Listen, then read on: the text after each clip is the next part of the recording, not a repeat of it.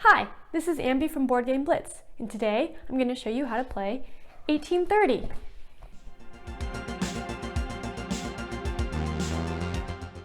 The goal of the game is to become the wealthiest player, totaling both cash and assets.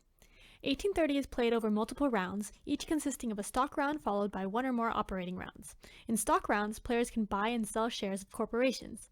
In operating rounds, players operate corporations by laying track, buying trains, and running trains. To start the game, there's a special stock round where the bank offers up private companies in ascending order, which provide the owner, player or corporation, with income. Some also have special abilities for the corporations to use.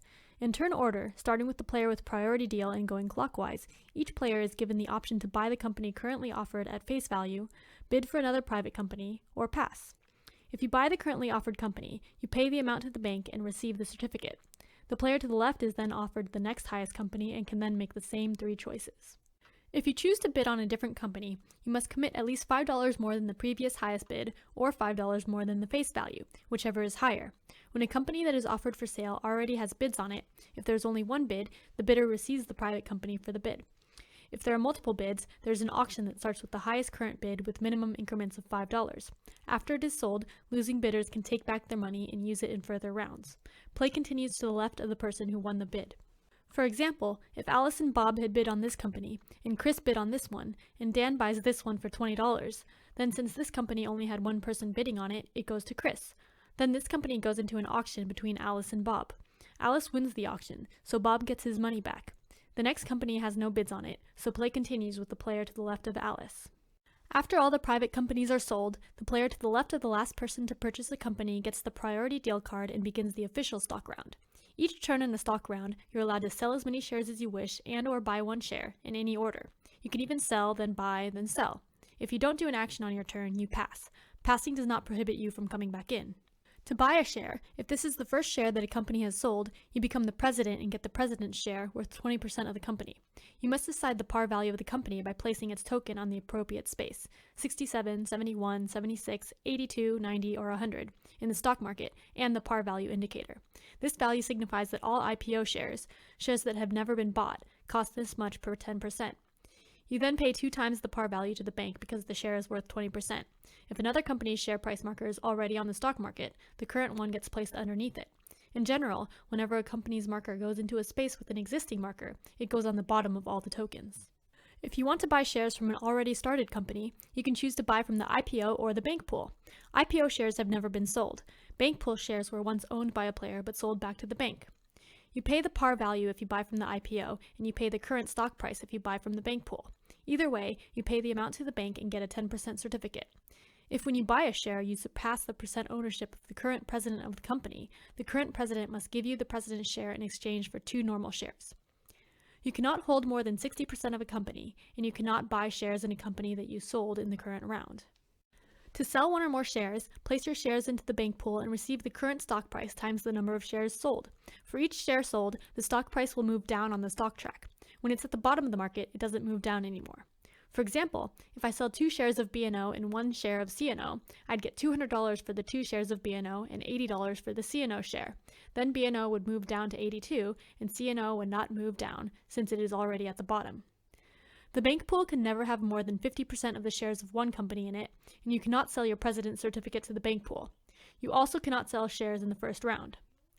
The only way you can sell the president's share is if someone else controls 20% or greater of the company.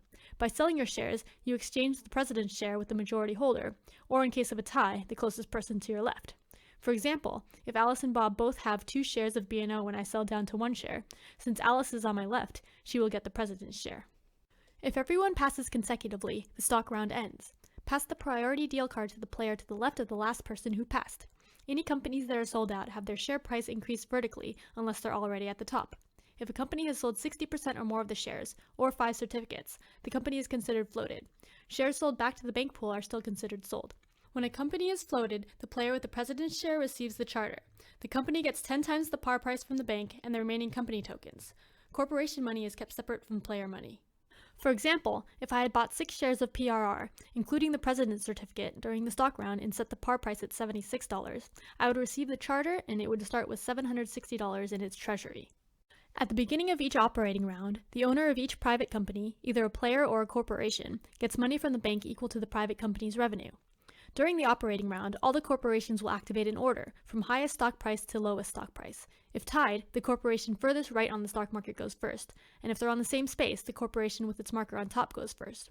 Corporations that have not floated will not operate. On a corporation's turn, the president of the corporation will make all the decisions for it. You can construct track, place a station token, run trains and collect revenue, and purchase trains, in that order. The first time a corporation operates, place a token on the city with its logo before starting its turn. A lot of things that corporations can do depend on routes. You have to have a legal route in order to place track, place a token, and run trains. A route is a continuous length of track that begins and ends in a city or a red hex. Routes cannot backtrack, use the same track twice, or use the same city twice. Some tiles, like New York, have two separate cities, so a route could go through both of them. You cannot run through the red hexagons, and you can't begin and end in the same red tile. For example, this is a route, but this would not be a route because it backtracks across this junction. On a corporation's turn, you can optionally lay or upgrade one track tile for the corporation. To lay a track, the corporation needs to be able to trace a route to the new track from one of its tokens. At the beginning of the game, you can only place yellow tiles. Later phases in the game will unlock green and brown tiles, which are upgrades. Yellow can be placed on the beige board, green can be placed on yellow outline track or on yellow tiles, and brown is placed on green tiles. No tiles can be placed on red or gray hexes. You have to choose the same type of tile to lay on each hex. The hexes with no cities get regular track. The ones with small cities get dots. 2 small cities get 2 dots. Large cities get circles, and 2 large cities get the 2 circles. Some hexes have special labels, and you must lay the corresponding labeled tile on that hex. For example, Boston has a B here, so you must use these tiles when you place track here. When you place a yellow tile, at least one part of the tile placed must be an extension of an existing route that your corporation is connected to. When you upgrade to green or brown tiles, all existing track must be maintained. You can upgrade as long as any part of the new tile, existing or new track, is on a route that your corporation is connected to. When you upgrade, the old tile goes back to the supply. Whenever you place a track, the track cannot run off the grid or end against a gray, blue, or red hex that doesn't have track. You can end your track against a yellow, green, or brown edge. If you place your tile on a hex that has a terrain cost, the corporation must pay the cost listed before placing the tile. Since yellow tiles cover the cost, upgraded tiles don't cost extra. Some hexes have the names of private companies on them. If the corresponding private company is still owned by a player, not a corporation, then no track can be laid on them yet.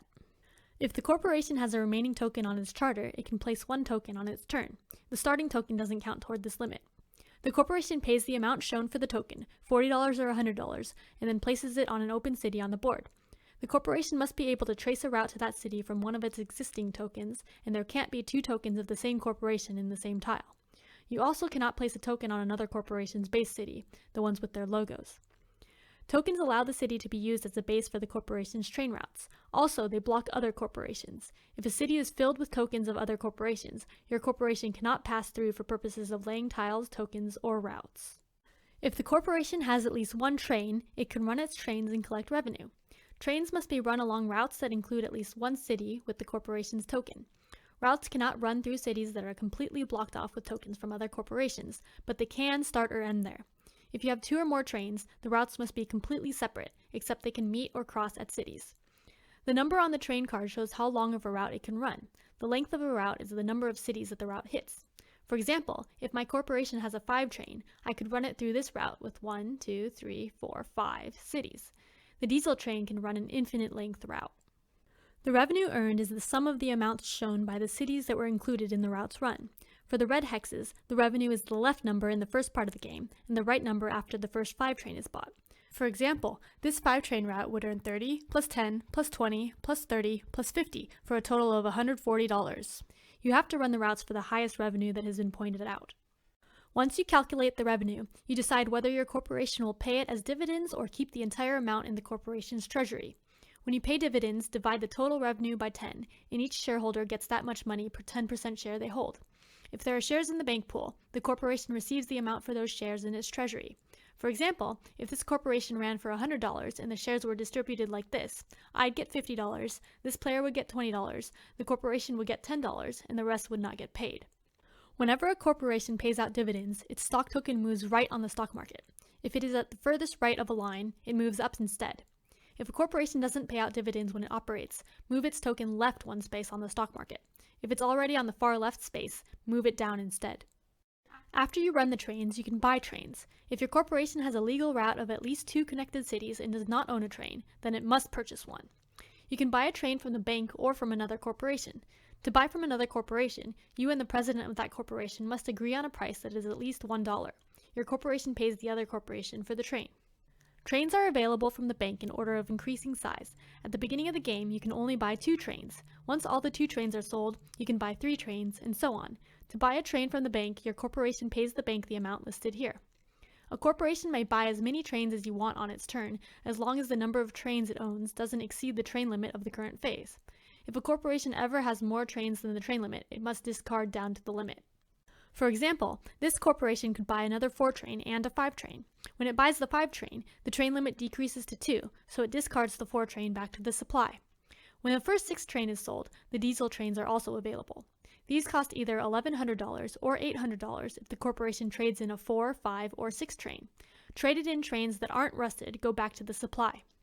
When all the floated corporations have activated, the operating round ends. Then you move to either the stock round or another operating round, depending on what phase you're in.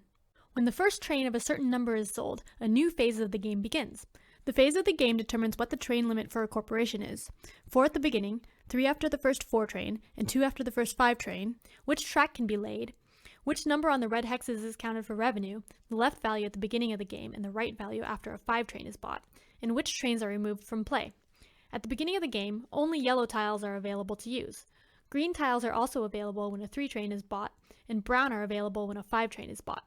Starting with the first 4 train, the new phases start rusting older trains. When a train rusts, all trains of that number are immediately removed from the game with no compensation.